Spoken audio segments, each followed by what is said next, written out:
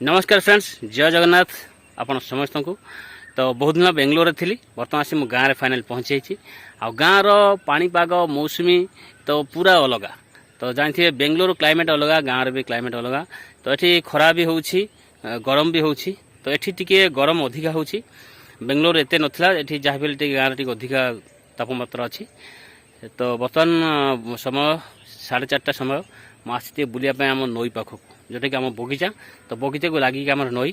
तो आपको मुझे देखा ये देखो बगीचा पछपटे सब गछ अच्छे देखिपे, बहुत गछ अच्छी ये सब। तो सामने नई अच्छी, मुझे नई देखी दूसरी। बर्तमान ये देखु ये जो नई आगुरी एत बड़ नाला, बर्तमान यू स्टार्टिंग है कि एंडिंग से पर्यटन एंडिंग अच्छी, किंतु पानी ये आगुरी कौन था, यही जी पानी अच्छी एति बड़ नई था। तो ये नदीटा को संस्कार है बहुत बड़ करा, कारण पानी बहुत ये प्रॉब्लम हुए। पानी आसिक सब गाँव पशि जाए बिल। देखो से आगर जो सब बहुत बिल अच्छी, से बिल सब चाष नष्ट हो जाए।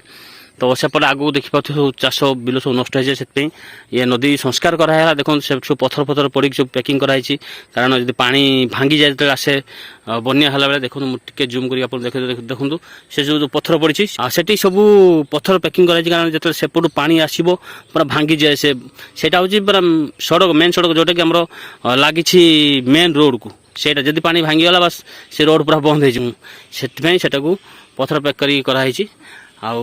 नदीटा एपटे तो देखो नदी सेपटे गोटे घाट अच्छी गाधेवाई। आउ ये हूँ आम बगीचा एपटे।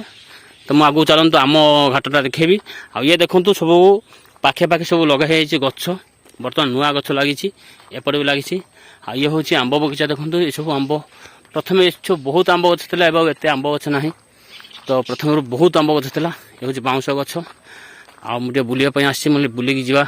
मुझे भी आसे आम बगीचार मुझे बुलिकी जाए, बुली गले मत बहुत भल लगे। तो से मुझे बुलापी आसी मैंने बुलिकी जी। तो सेपटे गोटे जो घाट देखुए, आउ जूम कर देखी दूसरी। ये देखो सेपटे गोटे घाट अच्छी, आम एपटे भी गोटे घाट अच्छी। तो चलते आम पटे घाट को जा। तो किंतु एक्चुअली बर्तमान तो कई नदी गाधो ना, कारण समस्त घरे घरे टीएल टीएल ही गाधौं, कहीं आसुना। जिते मु छोट थी से ही ये गाधुआ होता। यहाँ देखु आमर घाट, ये देखो ये हूँ आम घाट।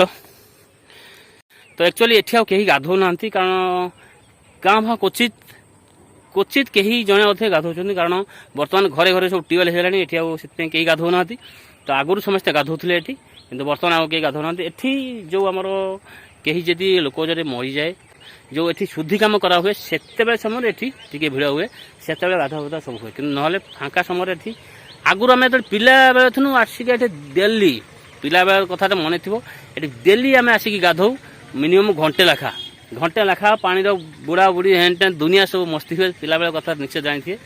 तो से कि बर्तमान समस्ते समस्त धंदार रही। तो समय तो एमती है आप जापारे, समस्ते निज निज धंदार। मो सांगसाथी तो गाँव प्राय ना 3-4 जन अच्छा प्राय, आ समस्ते बाहर। तो से गोटे भाई देखु बसिक खड़ा पकाऊँ। आउ पर्जन ना अच्छा ना पर्जंती। हाँ जाओ। तो आउ ए बेसी खड़ा पड़ा कहीं पकाऊना न, जी जना थे रही पकाउं। तो से भाई जन बस खड़ा पकाउं देखिपे, और से देखिपे खड़ा पकाउं से। तो माछ धरते आगुरी आम भी बहुत ये माछ धरू। तो आगुरी आम बहुत आसिक नईर ये जो स्कूल पढ़ुला समय बहुत ये आसिक माछ धरू। आ बहुत मजा मस्ती पिला बेल आसबनी आउ के। तो से तो चलीगला से दिन।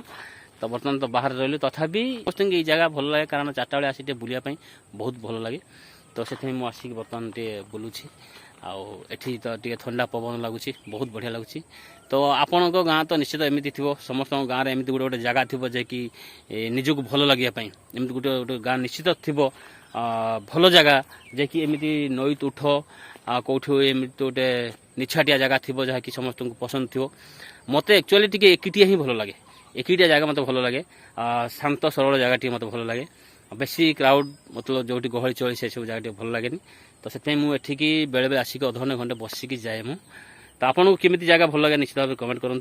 କିନ୍ତୁ ଏ ନଈ ପୁରା ଯାଇଛି। ଏ ନଈ ଆଗରୁ ଏତେ ବଡ଼ ନଥିଲା, ଯେତିକି ପାଣି ଅଛି ସେତିକି ବଡ଼ ନଈ ଥିଲା, କିନ୍ତୁ ବର୍ତ୍ତମାନ ଦେଖନ୍ତୁ ସେପଟ ସଡ଼କଠୁ ଆରମ୍ଭ କରିକି ପୁଣି ଏପଟ ସଡ଼କ ପର୍ଯ୍ୟନ୍ତ ବହୁତ ଚଉଡ଼ା କରାଯାଇଛି। ଆଉ ସଂସ୍କାର ହେଲା ପରେ ବହୁତ ବଡ଼ ନଈ ହେଇଛି। ଦେଖନ୍ତୁ ବାଉଁଶ ବଣ ୟା ଭିତରେ ବହୁତ ବାଉଁଶ ଅଛି। ଆଉ ସମସ୍ତଙ୍କର ଏଠି ଆମର ଯେଉଁ ଆମର ଭାଇ ସବୁ ଅଛନ୍ତି ସେମାନଙ୍କର ସମସ୍ତଙ୍କର ମିଶିକି ସବୁ ବାଉଁଶ ଅଛି। ଦେଖନ୍ତୁ ଏପଟେ ସବୁ ବାଉଁଶ ଅଛି।